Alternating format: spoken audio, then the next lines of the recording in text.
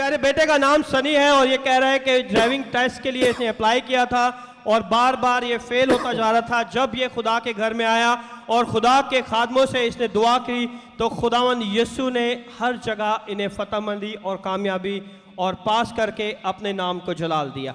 जोरदार तालियां बजाए। ये ड्राइविंग टेस्ट इतना इजी नहीं है।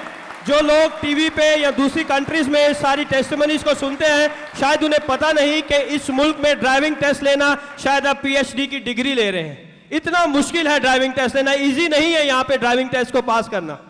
हालेलुया।